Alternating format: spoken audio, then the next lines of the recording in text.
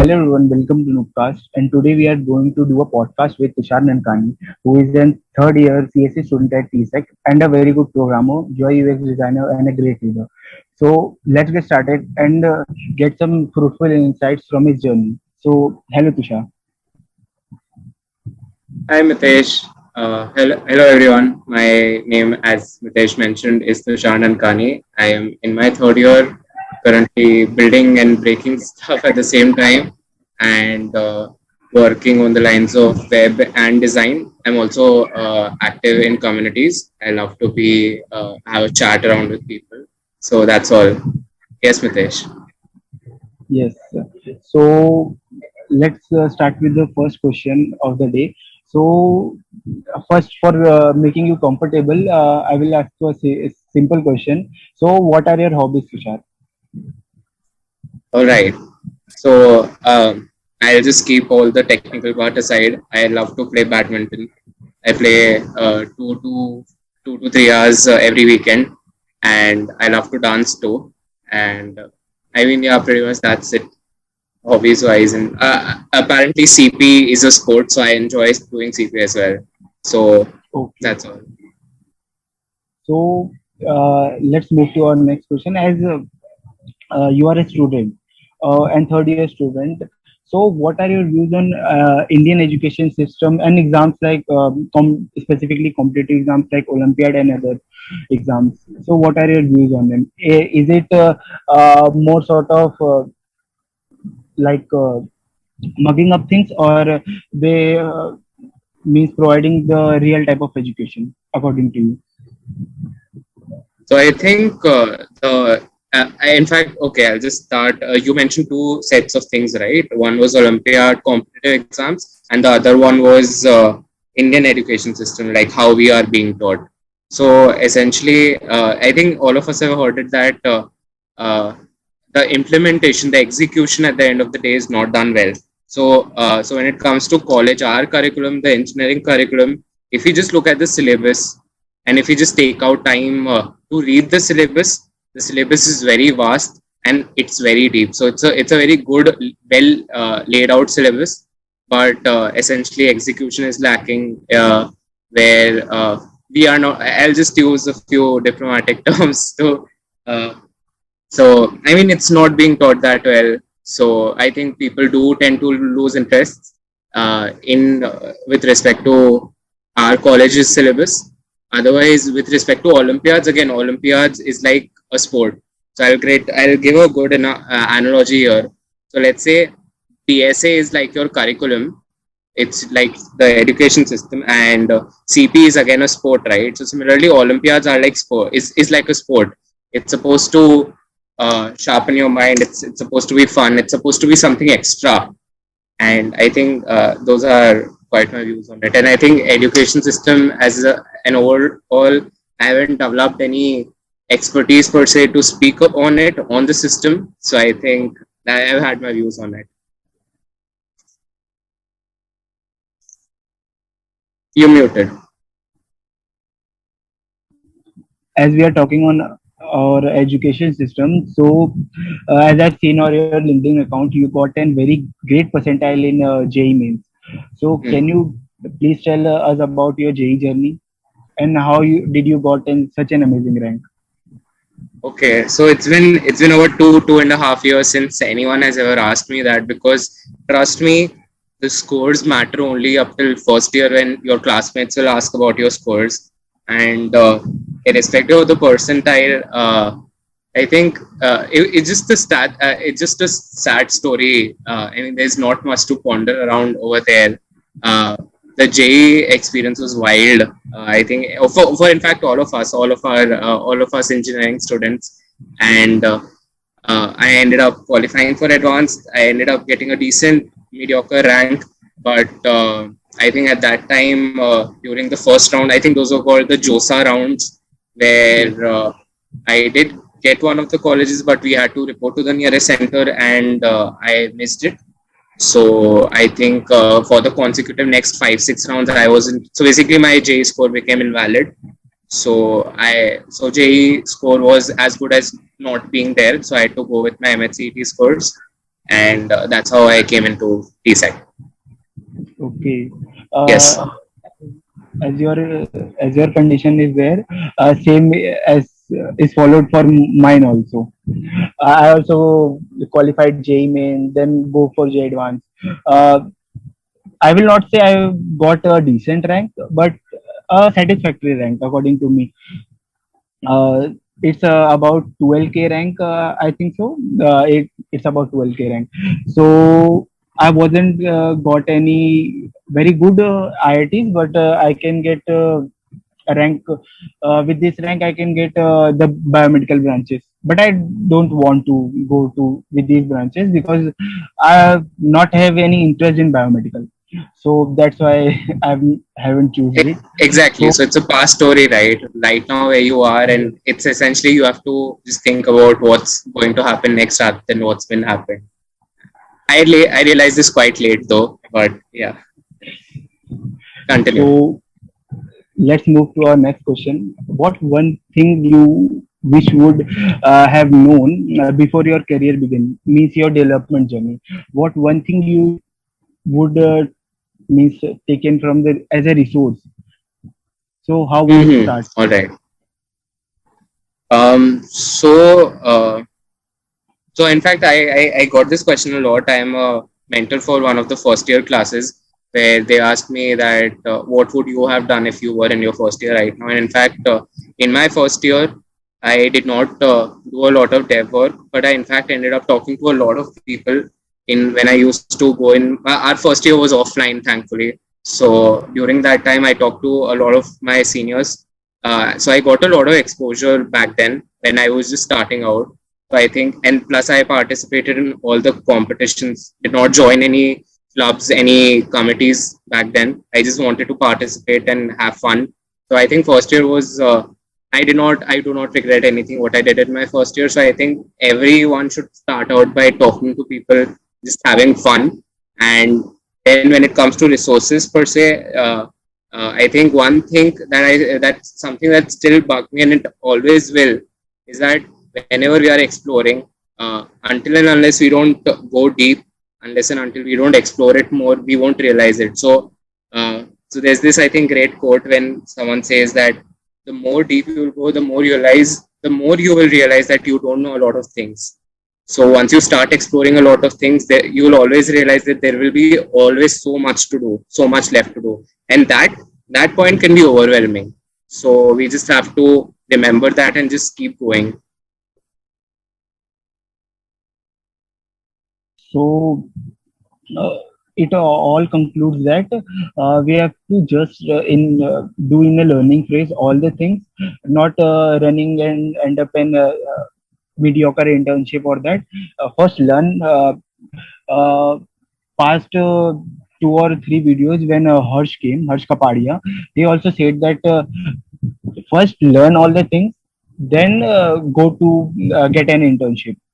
If you don't have the acquired knowledge, what you want to do in an internship, it doesn't means give or add an value to your career. First learn those things and then go to the internship so you can learn as you have created a base, you can learn about that. So thanks for answering this question, Yes, and just let's go to the next. Yes. one thing I would like to interrupt. Sorry, Mitesh.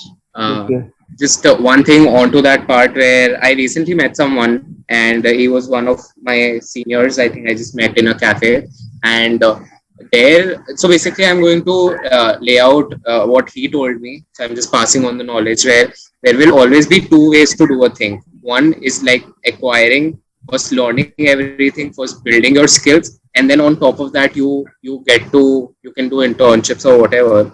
But there's a second way to learning on the go. So there have been a lot of people I've met where people have applied for internships and they are not skilled for it.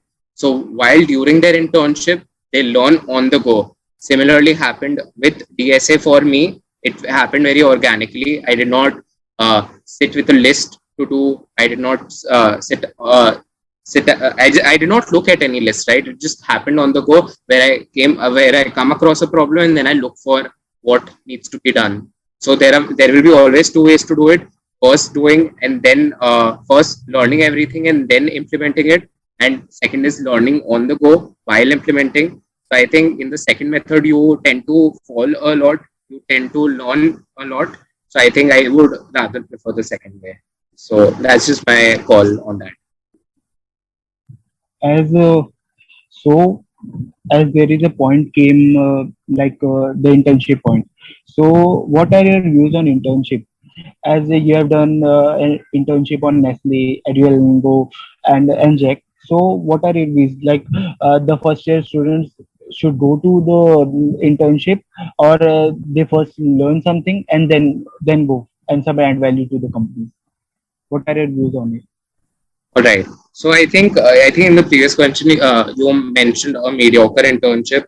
So I think there's no correct way to define an internship, whether it's a mediocre one or something else.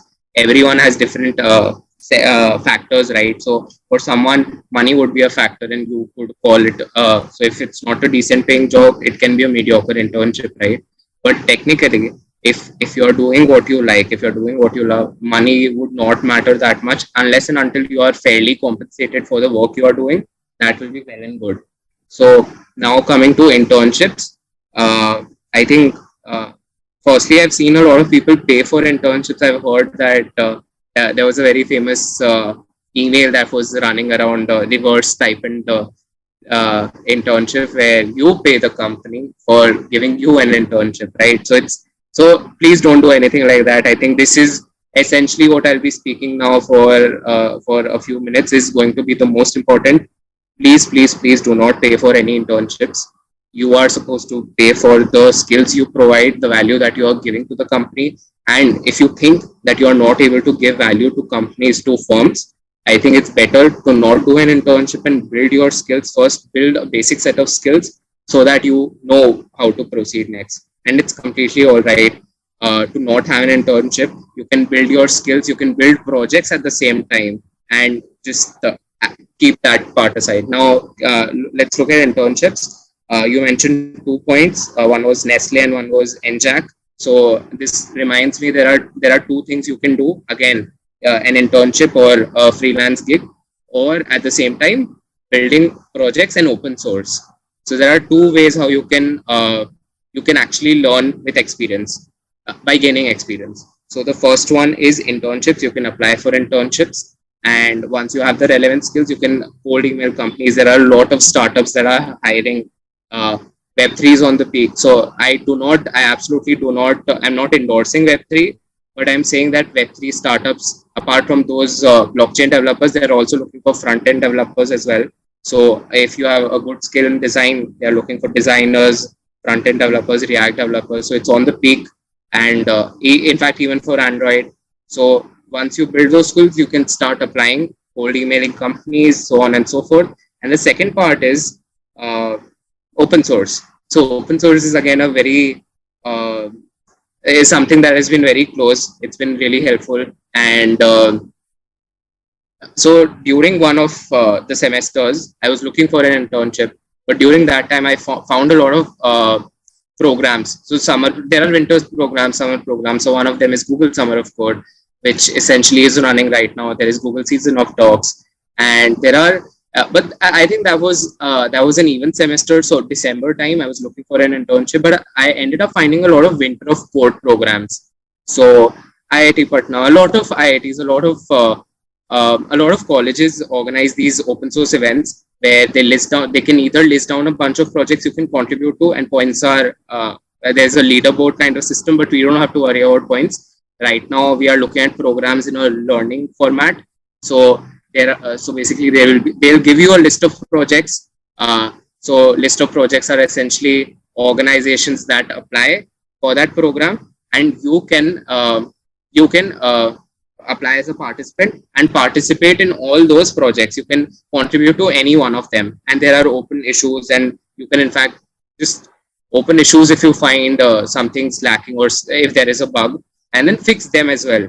So I think that last last December was very fruitful in that way, where I participated in a lot of open source programs like these, and ended up contributing. And in fact, I wrote an article of how the December went uh, by contributing to such projects. So I think there are two ways you can occupy yourself to gain technical experience. One is internships, definitely, and one is open source. So as we have ended up talking a lot of and gaining knowledge on internships, let's move to our next question. As you are in lead in GDSC of your college, and you have enrolled in as you are lead in many of other societies and clubs. So, do you think they contribute much in the student life, or they give some education? They gain the communication skill or the marketing skills in this. What did you think? All right, all right.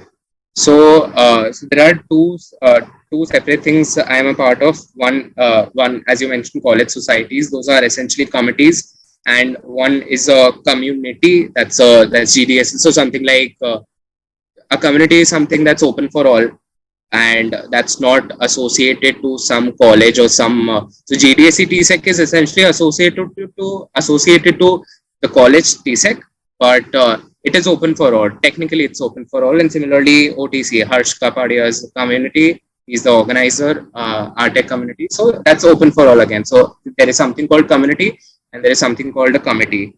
And in committees, I think in let's look at them broadly first. I think so I'll just go year by year. First year, I think definitely do not be a part of any committees. In fact, I would suggest you to participate in all the events, be it ESL, be it be it a bunch of technical committees, coding events, relevant to you, not relevant to you. It just gives good feedback. It just gives good exposure at the end of the day, right? So that's what I did in my first year. I participated in a lot of events. In ESL as well, there was a bidding auction as far as I remember. It was very fun. Like I remember that day vividly. So just taking part, having fun, and finding people, talk to people. So you kind of find your tribe, right? You find the people you want to work with, and then after that, you can essentially in your second or third year, you can apply to those committees and be a part of them, like work with them. And if you had fun in their events, or if you like the kind of people you are talking to, you essentially find your tribe and then you work with them, and so that you can continue leading.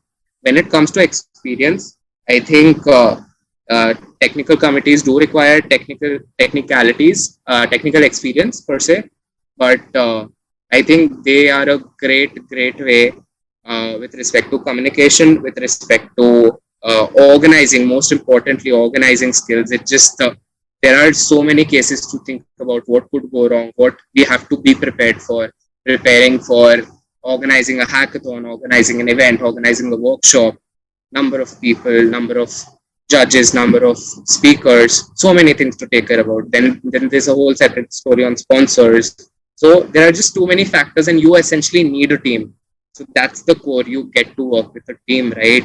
Because in your organizations later on, you are going to work with teams. So you need to know how to coordinate with people. So again, I think working with such committees or be it communities, big deal. I mean, you essentially are getting to work with people, and just gaining experience. That's all. And I think that's what matters at the end of the day. So definitely, I would at least suggest being part of one committee or any community and just give back. Just give back it, because you will be experiencing it too, and you'll realize what your skill is, right? Be it organizing wise, or marketing skills, or publicity, or design for that matter. You have to design, right? So that's about for communities. So you are telling me in a committee or a community you gain a lot. Hmm. So you also had to add value in it. It's not like that you are gaining all the things and you are not adding something in it. The word community is also means in a circle you are adding something and you are gaining something. It is a bilateral process. So let's move to our next question. As you are an UI UX designer, can you please elaborate the UI UX world to our viewers? Means the UI. Okay, you asked me about my hobbies, right? So I forgot to mention one of my hobbies. It's not part of my technical forte. It's essentially what I enjoy doing subconsciously while just looking at every application that there is out there, everything I'm using, the screen that I'm looking at right now, or even the smallest of things that I look in real life. You just have to be very keen, very observational when you look at small things or small applications or websites. And that's what I like to do. I mean, I just look at it, I find something nice, be it user interface wise or user experience wise. So essentially, I realized it a few weeks ago that I'm passionate about this UI UX, and I did give a talk a few weeks ago on UI UX where that wasn't a checklist. That wasn't something a designer, maybe a designer could say, but that's something that's not related to a checklist. Like it's not designs. That was not a design specific talk. That was just basic laid out principles of how a user experience or a user interface should look like. So I think that was a very generalized talk filled with absolutely filled with examples and the observations I made while exploring applications, while exploring platforms like a lot of platforms, and then ended up uh, giving real life examples of how a good UX would look like or how a bad UX would look like. So I think, be it you are a developer, be it you are a manager or anyone, I think you should have this uh, keen things to look at, just right how a user would feel. So being empathetic and just looking how a user would experience it at the end of the day. So it's something very organic. It's not something that I wanted to do. It just happened. So So you have gained it on the way, right? yep. And you gained an interest in it. Sorry, come So again. so you gained an interest in it, right? Yes, yes, On the way you are gaining, you are doing it daily, and you gain an interest in it, and now you are an UI UX designer. yes. So let's move to our next question. As I've the aura of your is a, I think, is a combination of a businessman and a coding professional. I think so. Your aura is like the businessman is a combination of businessman and a coding professional. So, what are your views on engineers nowadays coming in business or entrepreneurship? Okay. So I think your judgment is absolutely spot on. I have an interest with respect to entrepreneurship and management per se, and I think I just enjoy being on the front end of things, on managing things. So I think yes, I would like to explore something on the engineering plus management part maybe later in my life.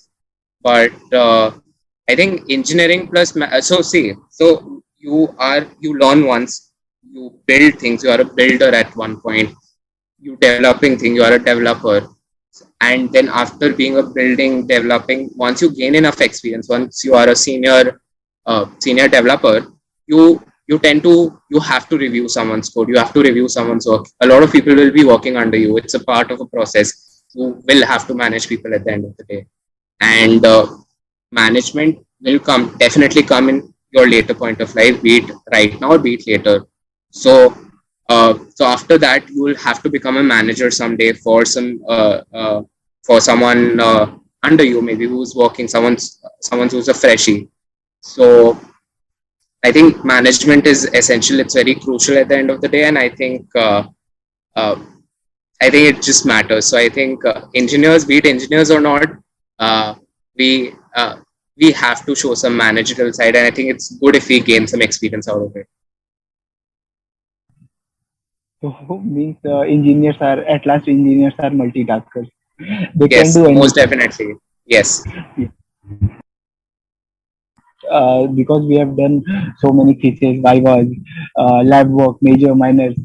So we are very immune to time. We are immune to like the procrastination. We have something to do every time. We have to do some projects on the way, and the assignments and the committees work, and our side hustle goes on. So we have much things to do in our life. That's why the Yeah. engineer becomes multitasker. Not sure about the So procrastination part, but most definitely yes. And just that you mentioned a lot of things right now, I think it reminds me of one quote. It says, "Pressure is a privilege." So definitely be the most privileged person you ever will be. And I think college is the best time to explore and push your threshold to the most you can. so as you said, you are an you are unique UX designer, and you are a developer also. So what are some great resources that you help you along the way? Like Figma, you use Figma at UI UX. So what are some that type of resources that helped you along the way? All right. So resources, there is no specific resource. You just one resource that's great is Google. So you just have to be a master Googler. Anything, you don't even have to go out ask for resources. You can just type it out right now. So I think this question, uh, the best resources that have helped me, I think that's not valid in this time period, because previously we had to go look out for resources, right? There was not much content available, but today, in today's life, content, there is so much content available that you have to filter out content. The task is to filter out resources, because there are so many resources, right? And there's this thing, right, that is not how many resources you have, it's what you do with it. So I think that answers. Let's move to our next question. As what advice would you give to an fresher who is starting his coding journey now, like the mostly the FE? Okay, okay, all right.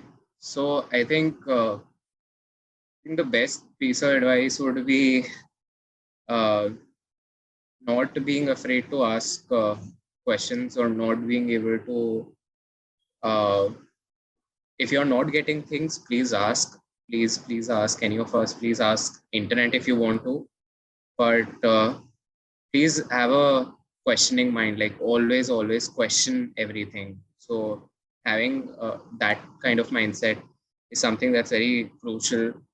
And once you gain some experience, some at maybe a later point of life, where you'll have some experience. So just a lot of people tend to miss this, but stay humble. Humility is the way to go, I think. And being humble on your way up is very important, because you might be sidetracked given the fact that you think that you are doing good with respect to your classmates, your batchmates, your college. It can be anything, but that's not the skill, right? Your your college is not your competition. Your competition is something that's much more bigger than it can be bigger than a country, it can be the whole world, right? So I think there will there is just so much to do, and staying humble is the way to go. So So being humble is the best way, and be kind also. Be kind yes. is the best way to go on. Means Yep. remember coding or learn coding not in a competitive way, but as a learning phase. When you learn, at last, when you gain the uh, acquired of knowledge, you will place in a much higher level. But when you compete, you think bad for the competitors, so it's not good. Be humble, be kind as much as you can.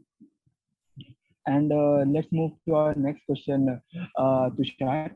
So, what dark side you have seen about the coding culture or the cubicle culture as you are being a developer? What dark side you have seen of this cubicle culture? I think I'm not the right person for this question, specifically with respect to the dark side. The I think the darkest side, or I think the worst I've seen in such um, in s- in this space, in the developer space, is that there will be mass recruiters out there ready to pay you 4 to 6, even in fact even lesser per annum, and I think you are simply not fairly compensated for the value you'll provide. So I think it's better to avoid such firms and just develop and build for good, for and specifically for what you love to do. And I think yeah, pretty much it. I think there was a recent article. I won't take the company's name, but how the CEO's salaries were rising on the go since the past 10 years. So it was a statistics between 2010 and 2022, and within the past 10 years, I think the CEOs salaries have hiked up, but the average pay of a fresh developer, of a junior developer, is the same. In fact, it has been reduced in between as well. So I think something like that should be avoided. I think you should be fairly compensated for the work you do. I also know that company. It is so. Let's move to our next question. It is fairly related to this. Like, what one myth about the coding industry you want to debug? Like, mostly many people say that you have to do HTML or CSS to build your web development journey. It's not. It is not a myth, but it is type of an instruction that is given to the people. So, what is one type of myth that you want to debunk about the coding journey? I think in the developer space, there are no myths per se. I think these myths that you just mentioned, or the myths that people hear, I think those are simply what people hear. So I think another short advice. I know I'm not at the level of literally giving advice, but I think I'm uh, basing whatever I'm saying out of my own experience. Just don't take it for the sake. Like whatever you are hearing, just don't believe it. Just think twice, think thrice, question it before believing something like that. So people, just because HTML, CSS, I'll tell you, I'll just break that myth first, that for web development you have to do that. People tend to say that because web development usually has a very easy learning curve in the beginning. So initially you can build websites, but then later there are so many things to care about. It can get as complicated as something like a machine learning algorithm, or maybe the Android MVC. It can be something so much more complicated. So I think web, just because it has a easier learning curve, it tends to people tend to go there. So in fact, people would recommend to go ahead with web development, or maybe many such more myths. But then the only way to break it is to question it. And I think later, like in my example in web development, there are so many things, right? Accessibility, performance. There are just so many factors to consider when things get complicated, and things tend to. So I mean, that's for the breaking myths part. So, what are your views on projects? Like most nowadays, many FEs are doing projects from the first year only. So, what are your views on it? And along the way, as you have done many projects in the development area, so what would you stand on the projects? What are your views on it? Okay, so I think there are no views, man. Projects is the way to go. Building is doing what you are doing while learning is the thing you should do. Always building and not just looking at videos, right? Just doing it yourself. So, uh, so I think that's why building project is essential. And something that people tend to miss out on is documenting. So I'm sure everyone is building projects, but do I know you're building project? Does uh, do your does your network know that you're building projects? So I think as much as important it is to build projects, it is equally important to document it. Document your goddamn project. Present your project. Get a get a project review. or from your peers, from communities. That's what communities are for, right? Showcase your project, receive some feedback, work on your project. So you see, these small things aid on to a software development workflow. If you go in companies, a software development workflow is like that. A junior developer works on it. Uh, the code gets reviewed, and you are supposed to. There are iterations, so on and so forth. So basically, right now, just having that setup right now by just documenting your project, what you have learned while building, and then just showcasing your project to a lot of people, to communities, and then getting feedback after that, and then working on it. I think that's very important after building the project. So building even after completing your project. So I think that's very crucial in open source, in anything. So as we are talking about the project, it's according to me, it's mostly a project is based on your coding skills in a development area.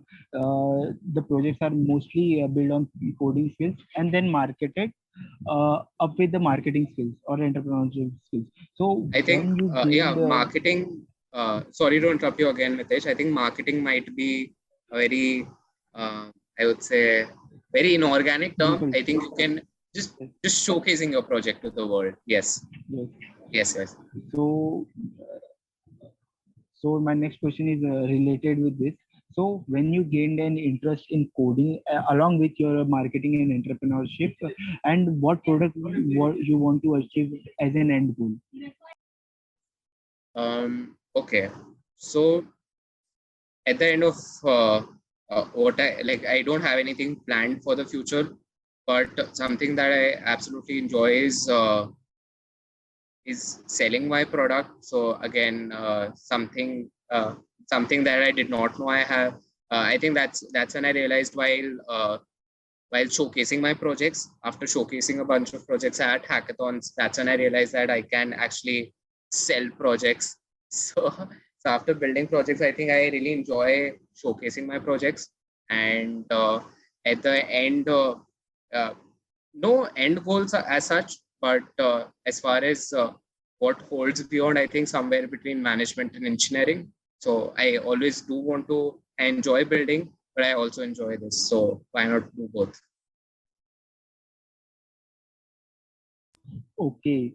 So my next question is, as you are a UI UX designer, so or a graphic designer, what is the future of graphic designers according to you, and what resources we should use to become a good graphic designer? I think again, graphic design overall, broadly designing architectures, designing interfaces is something I could call something I have interest in. Graphic designing might be a slightly. I think there's a thin line, but that's sort of different than what I would be interested in. So I think for graphic design, uh, I absolutely don't know the future for anything, be it even graphic design. But I think designing phase of your development journey, of your software development journey, I think designing is the thinking part where you think when it comes to designing architectures, designing interfaces, and then finally building the product, the final product. So I think designing is something that's very crucial. So definitely a must have for a developer. So you can easily bridge gaps between designing and development. So essentially thinking and final product, right? So you are the bridging factor. Okay. So my next question is about your competitive journey. Like you have done lots of competitive coding and doing hackathons. So how did you become the first runner-up at JPMC for Good 2021? Okay, so I think JP Morgan. So I'll just inform to the viewers that JP Morgan has a hiring process of a coding test first. That's competitive programming. Essentially, a problem will be given to you, and you essentially have to code it out in any of the languages: C, C++, Java, Python, JavaScript, anything. And after that, there's a video interview round, and then finally there's a hackathon, 24-hour hackathon, out of which there are 100 teams participating, And then after that they give the internship or job, whichever the hackathon is. The hackathon's name is Code for Good, and that's the process. I've written it broadly on one of my articles, so that will cover pretty much my experience over it. The hackathon was amazing. I think I did take part in previously in some hackathons, and I think that did play in for my end, basically a positive part in my end. And the hackathon was extensive. It was very exhausting as well. But after building the product, or after basically, I think the project wasn't even complete, but I think we hit the uh, correct minimal viable product, that's MVP. So I think we had multiple for that matter, and we were able to sell it. So uh, I think again that's where presentation comes into picture, right? So there are three things I would say I would speak passionately about. One is design, UI UX, or fundamental design principles. Second is documentation, documenting your work, and third is presentation. So presentation and documentation again go hand in hand, where you have to document your work and then present it so to the world. And again, presentation is crucial, I think, and that's where my other side, entrepreneurship or marketing picture, comes into play as well, right? You have to be able to sell your projects. So I think I would say that I think the sole reason why I might have our team might have been a runner up was because we were able to sell the project. And my during my final review in the final round, in the final judging round, I ended up singing a song. So I think this is a very short anecdote, a short story, where we were building for the NGO, code for I think it was a children NGOs, and our tagline was "Zindagi Ek Safar Hai Suhana," and I absolutely ended up singing the song. So I think that just got users or the viewers' attention, the judges' attention. And I think after that, I was able to pitch it really well. I was able to sell my project really well. I think that's the sole reason how I might have been the runner-up. So So it yeah, many things are uh, going on at the back end of the competitions. The freshers are seeing it like the front part, the creamy layer part, but at the back end you have to do the selling part of it, and doing the developing part, being as a designer and replicate your idea to the judges. It's very much important. So let's move to our more deep question, according to me. So, what is coding or programming, according to you, and how it's changing the world day by day?